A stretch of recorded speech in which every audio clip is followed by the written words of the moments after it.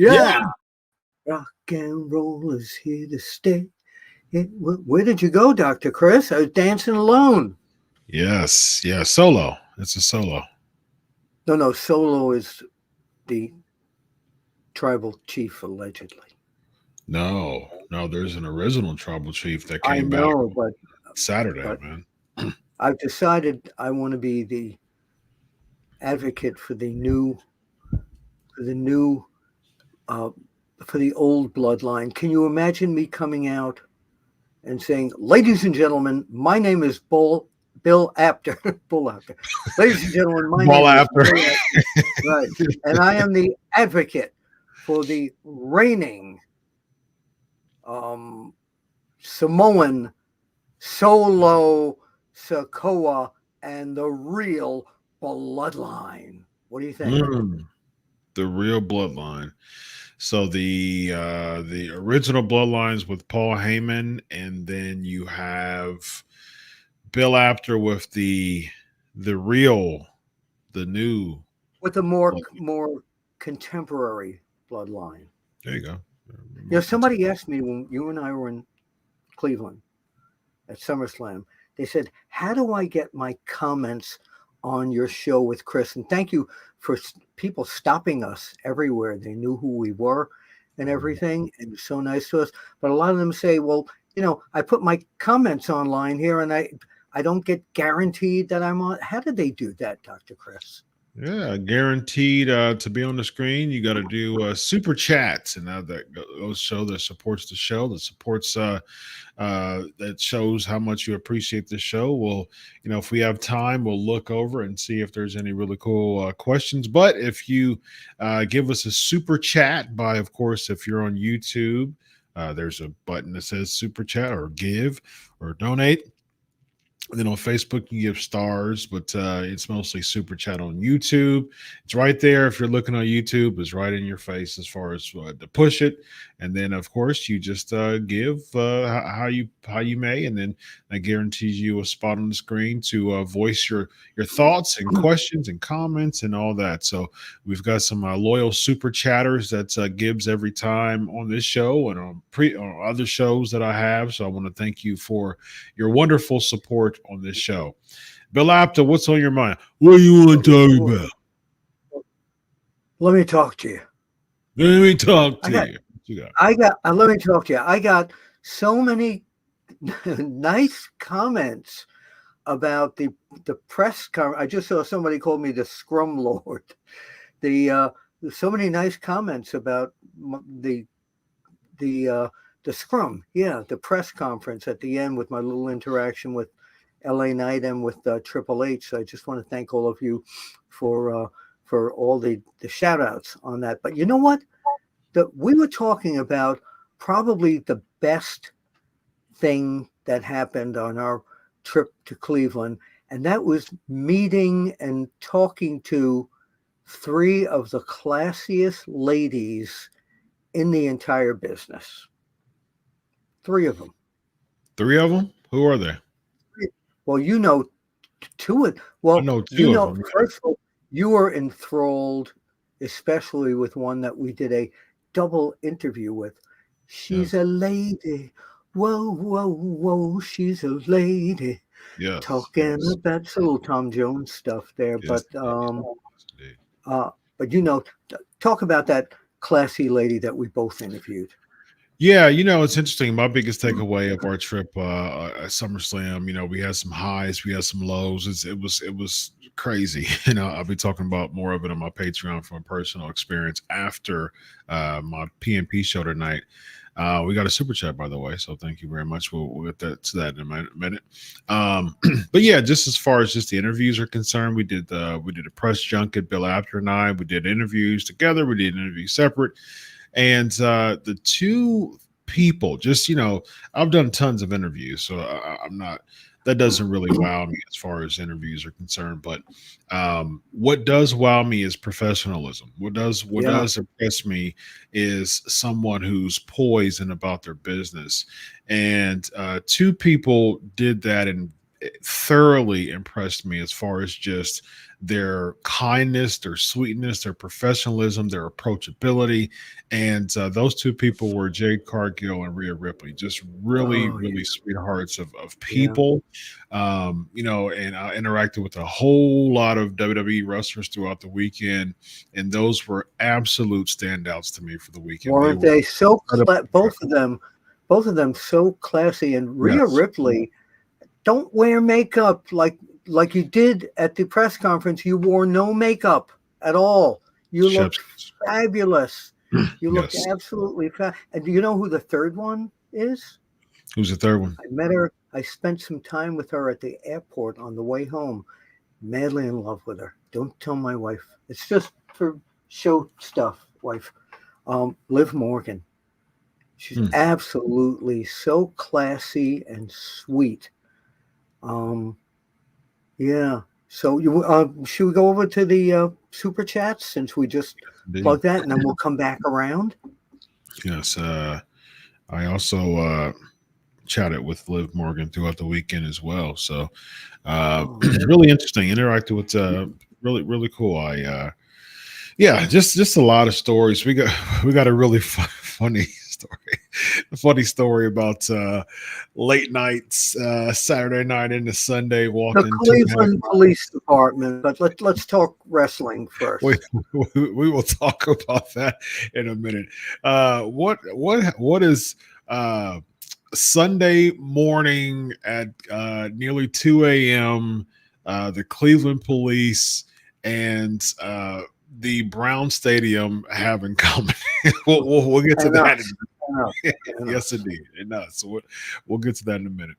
All right, we got Ozzy Medeiros, $2. Bill Nice, LA Night. Yeah.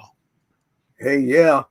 Yeah. Well, LA and I did see him the next day at the airport too. And I went over to him and I said, boy, you got a hell of a reaction to that. He said, did you bring your trunks? We still have to have a match. So I teased everybody on Saturday saying if they need a substitute, if somebody doesn't show up, I brought my trunks. So Friday SmackDown and that. But yeah, thank you very much. I really appreciate your comment there.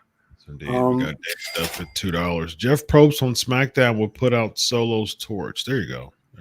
Good Survivor reference there. I'm a huge Survivor fan. So yeah, no, I don't know who Jeff Provost is. Jeff Probst is the host of Survivor. Oh, okay. I didn't know that. I got you. Yes. I got you. That's one of my favorite shows to watch. My wife and I's show. We watch it all the time.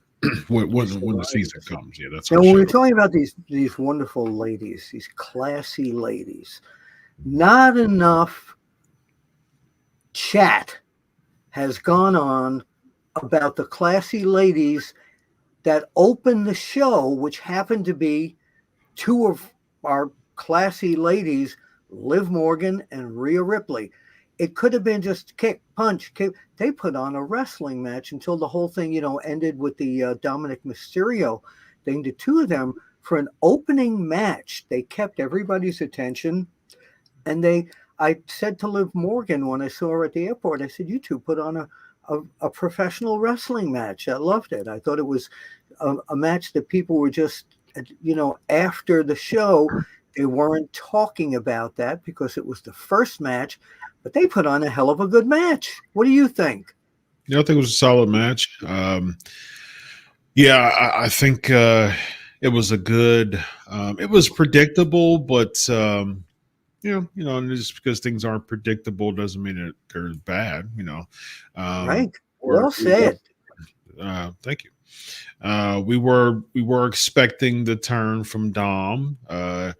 It wasn't a surprise, but it was a good twist to the angle, and I do think that Rhea Ripley will get her comeuppance sooner than later, and it was just a way to stretch the feud, and so that's what we got. One of the things we have another Dougie Fresh. We do Dougie Fresh. We got $2.69. Very very cool dollar amount there. Yeah, look, Al Bill, Hollywood Hogan is behind you. That's Bruno Sammartino. Oh, brother, You're right. This was given to me by one of. I gotta point that way. That way. This was given to me by a collector over there, and this, the Bruno one, was carved. It's full size, and it was carved out of wood by Bud Carson, one of my dearest friends, and he used to run Bud Carson's Bard Carson. I'm still not fully awake from our trip. Bud Carson's Pro Wrestling World, and you can find him online and buy merchandise from him. He's absolutely incredible. So, but thank you, brother, and doggone it, I just did both my Bruno and Hogan imitations. If you want to hear any wrestling imitations, by the way, we're open for super chats for that too. Oh, why don't we do that? Super chats. The more you put in here, the better the imitation. I'll do Dusty Rhodes for $5. There you go. Williams Wrestling, $5. Triple H is one of the worst bookers ever. Super lazy and predictable outcomes. No, okay. I'm going to tell you right now, because I'm in that part of the business. Triple H has a whole team, and I'm not talking about writers. He has a whole team of professional people in the wrestling business that are backstage with him, that are veterans and all that, and they all talk about. It's similar to when I worked at Pro Wrestling Illustrated magazine. On Fridays, all the editors would sit around a desk and we would discuss angles and come up with the best scenario. So he should not be blamed specifically for something you don't like. There is a team of people that put all these booking decisions together. He is the ultimate, let's go with that one. Is that the best way to really explain it, Dr. Chris? Yeah, I think that's a fair way to explain it. I do think that, he's a pro wrestler, man. He's a pro wrestler booking an episodic television show. I do think that there's a bit of a clash there, as far as just a wrestler producing a show or booking a show. I do think it does require a little bit more outside of the wrestling bubble to really come in and really incorporate the acting and the saga and the suspense. I do think WWE is missing that. I do wish that WWE make a bigger effort in bringing that type of person or people within the fold in order to book these Raws, because I do think a lot of the Raws are just match after match after match with not a really good strong story that comes behind them. I mean, we saw yesterday Randy Orton and Gunther. Basically, there's a world title match in 3 weeks that's based on a semi non kick out of the King of the Ring final. I mean, that's all you need. Well, they went back to an old angle, but I think that Randy Orton. Well, hold on. Randy Orton poses a real threat to Gunther. Did you notice when Gunther came out, the fans cheered him? And then he did, but I think they gave him a "You deserve it," which I like Gunther a lot because he steps on pops. That's what heels do. That's what you should do. But my question was, what was the angle? The angle is going back to that whole match that they had. They're just bringing that back. They think the fans remember it. They're going to have to. If I'm them next Monday, I'll show exactly what happened, on a video of that. But I think Randy Orton is compelling enough as a challenger at this point that they don't really have to have a story more than I'm going to become champion again. I'm going to beat you. He's a strong contender. This is like a fight. There, it was done again, very classy. There was no, none of the slap, of course, made him ticked off, but there was no real shenanigans there. It was like, I want to see that fight. Gunther's a classy champion. I don't necessarily know how long that can last because it's a bland personality, but classy. So And in some ways, Cody is kind of on that same level. He's got a lot of words. He comes out in the suit with the belt. He's classy. It seems that their champions, the undisputed and the world champion, are more classy than shtick based. Yeah, but I do think that it is devoid of a strong character, though. Just because you're classy doesn't mean, doesn't mean that you shouldn't have a very strong character. Nick Bockwinkel was classy, and he was an amazing heel. Ric Flair was classy, and he was an amazing heel. I mean, like, it just goes down the line as far as just classy, heel champions that had a really, really strong Yeah, but character. Bobby Heenan was the guy that made people. Nick Bockwinkel was one of the best pro wrestlers ever, and a hell of a guy. But Bobby Heenan and he together brought it to everyone. Ric Flair had that whole thing with talking and all that, so he had that personality.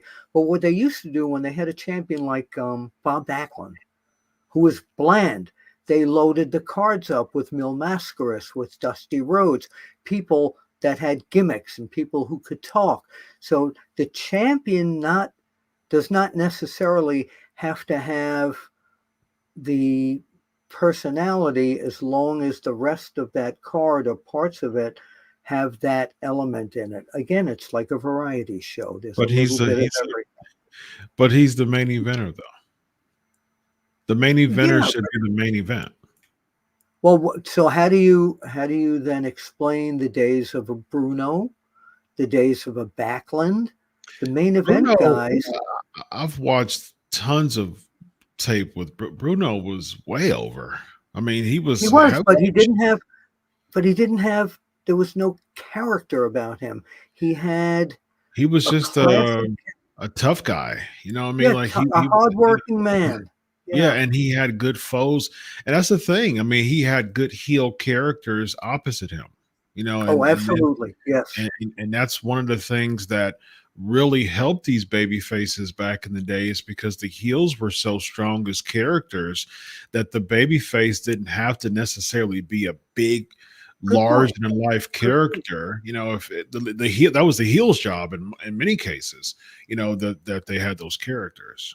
But in this match, it's Randy Orton that's really got the personality part of this thing. He exudes that snake attitude about him. So I think that's what's going to carry the.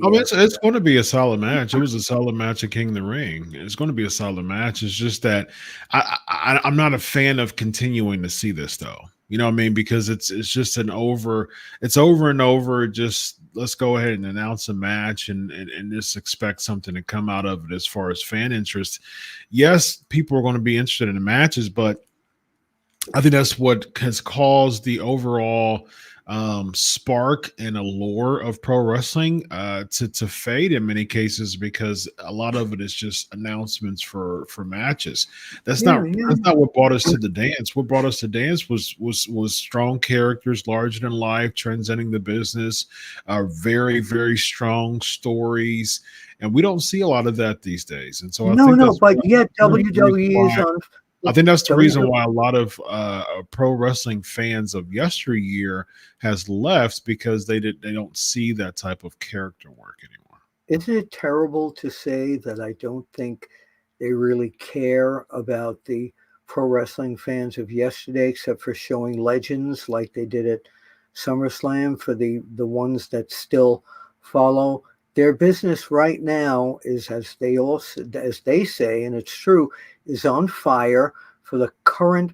They're trying to appeal to the current audience that watches them. I don't think they really, if they can bring in. I always said they needed a Legends department, do a Legends show. There's still a lot of us around that want to see that stuff, but especially since it's been taken over by TKO now, it's not the spot show company anymore. It's now going to, they want to be in stadiums. They want to be in huge venues. It's a totally new step in it's a new business again. I think WWE is absolutely amazing from a business Yeah, standpoint. I think that they're incredible. I think it's just I think they know how to play to a crowd of people who want to see a concert. I mean, that's the same thing. absolutely. That's the same type of model.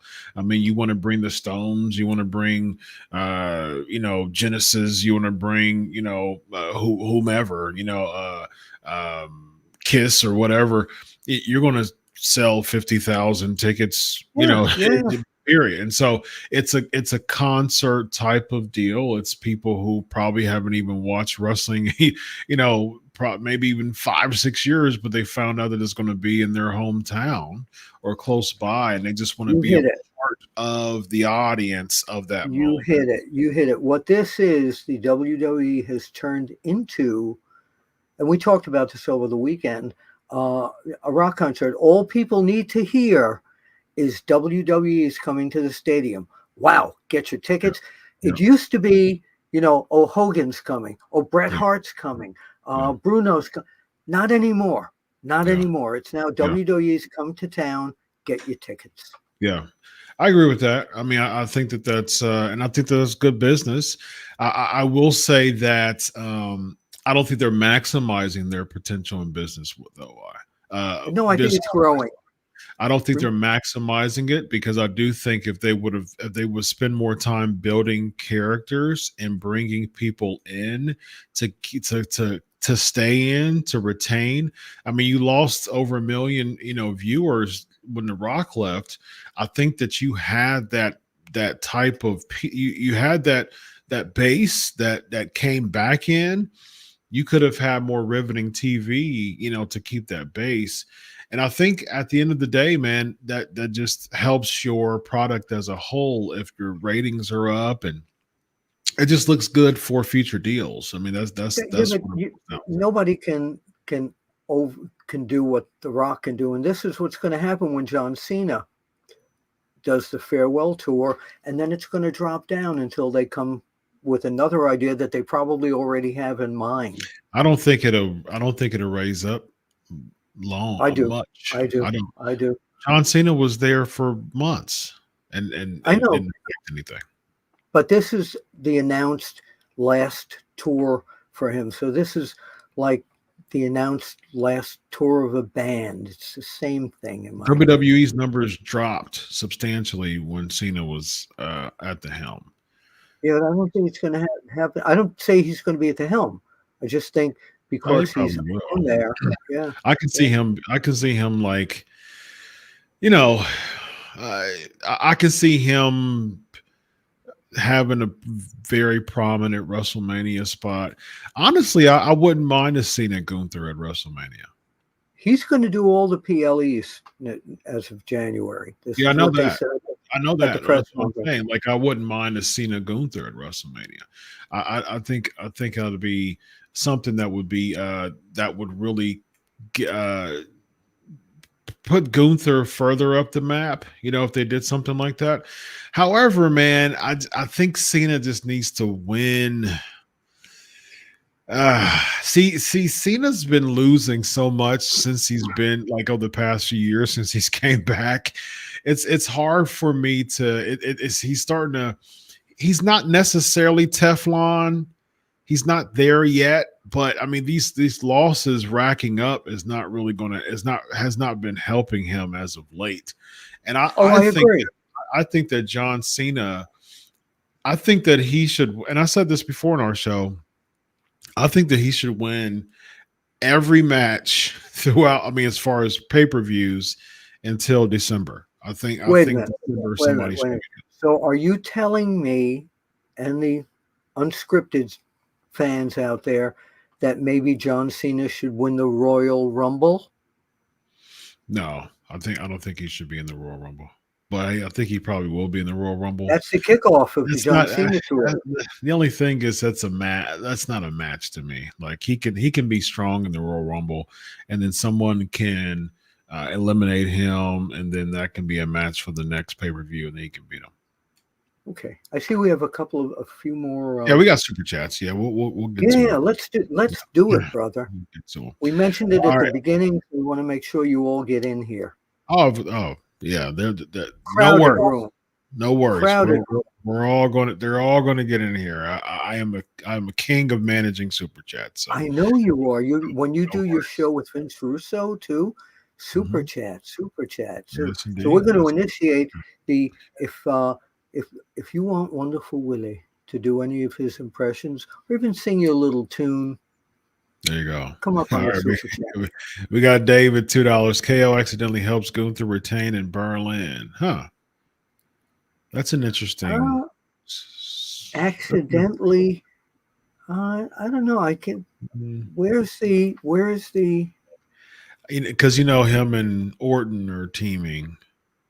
Yeah, So I guess he's accidentally helping Gunther to go into a KO Orton feud. Hmm. maybe. I just think that Yeah. that Randy has been around long enough to maybe elevate Gunther. It's not going to hurt Randy Orton at all if it's the No, match that I see in my head. no, I don't think it's going to hurt Orton if he Not at loses all. to Put Gunther. him over clean. Fine.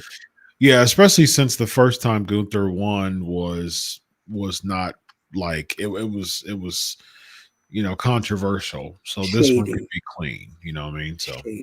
all right, we got Mike Whoa. Salsalise $5. I just realized where I knew you from, PWI. I love that magazine going up.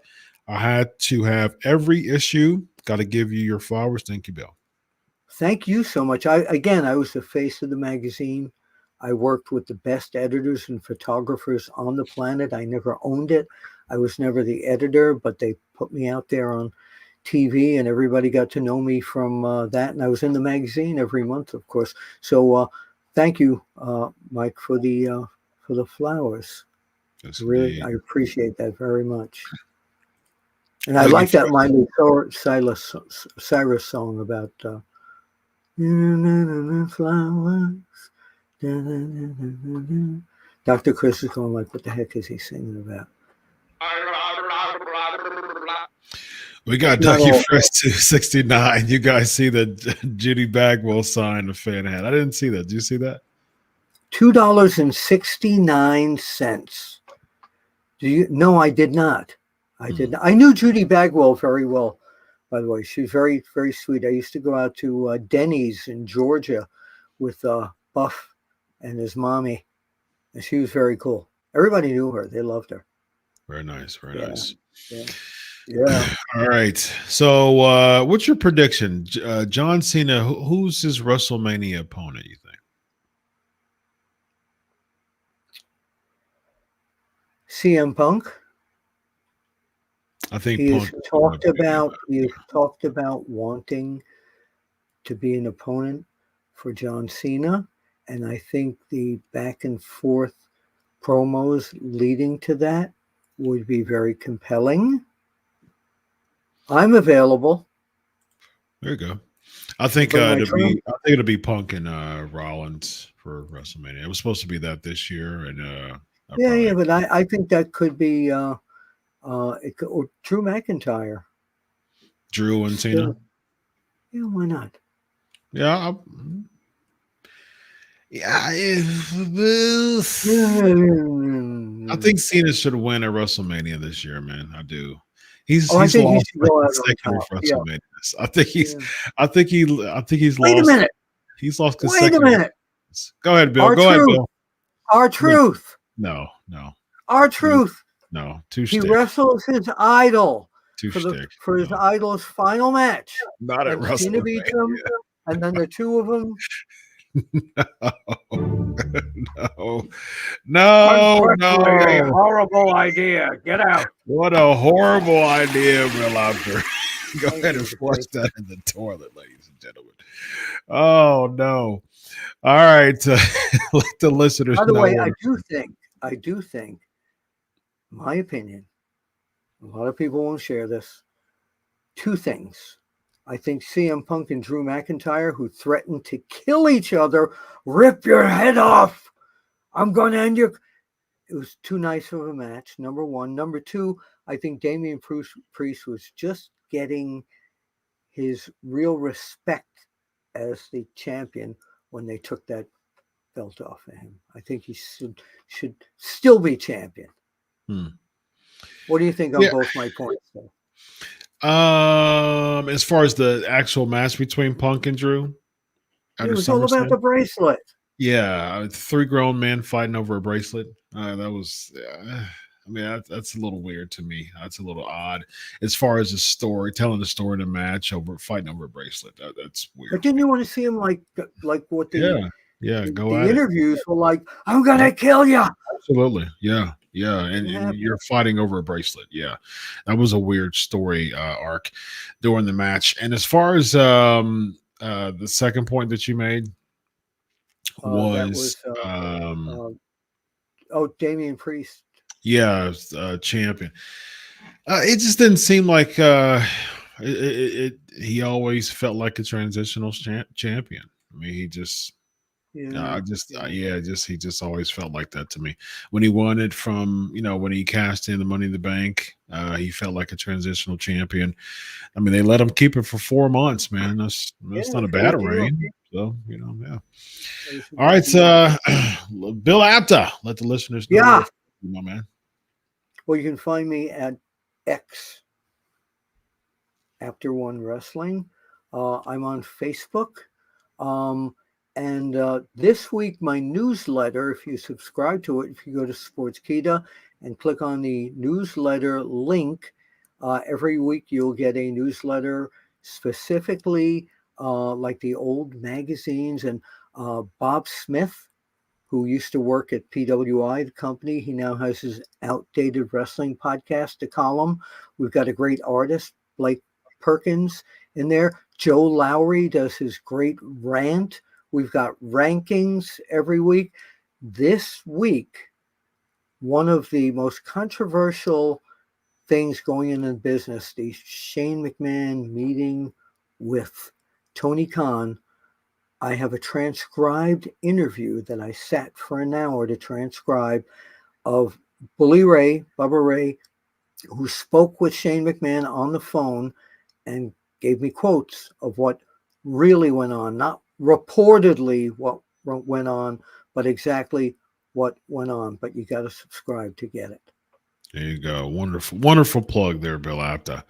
Thank I you. am heading over to Pancakes and Power Slams. I'm going to talk about has Cody Rhodes been overlooked since Roman Reigns returned? We'll talk about that. And of course, on the Patreon, I'm going to give some exclusive stuff as far as the SummerSlam weekend experience and highs and lows and things like that. Some inside stuff that I'll talk about on the Patreon. So it's going to be fun. But before Go we ahead. leave, Go ahead, Bill. one of the things that I think I liked, but I'm not sure I liked, when Roman Reigns came out and the fans went crazy, he didn't do any like, he just very casually walked to Yeah. the ring like I'm back and did his thing. So I don't know. I really liked it because it was like I'm back to kick ass and I don't need to do the, what did you think of that? I liked it. It was That he very casual. he meant business. He just came out. He walked to a fight. He came. He saw. He conquered, wreck everyone and leave. I think that was his shirt that he put on that he had on when he came back in 2020 at SummerSlam 4 years later. Same concept with an OTC, original Tribal Chief, and so I was a fan of it. So this guy right All here. right. Bill Apter, I'm Dr. Chris. Catch me on Pancakes and Power Slams heading over there. Catch my guy Bill Apter with his newsletter. Subscribe to this channel, Wrestle Yes. Binge, Sportskeeda Wrestle Binge for all things wonderful live interviews and all Wonderful. types of interviews. There's a interview that I have with Rhea Ripley, Bill and I with So Jay good. Cargill, and an interview I had with Bailey from I've got, SummerSlam weekend. So yeah. yeah. And I've got Braun Breaker's father, Rick Steiner, coming up on an interview soon. And Dougie Fresh, I didn't know it was broken. I'll leave it at that. There you go. Bill Apter, Dr. Chris, unscripted. Have a good night, See you everybody. at the matches. So long. You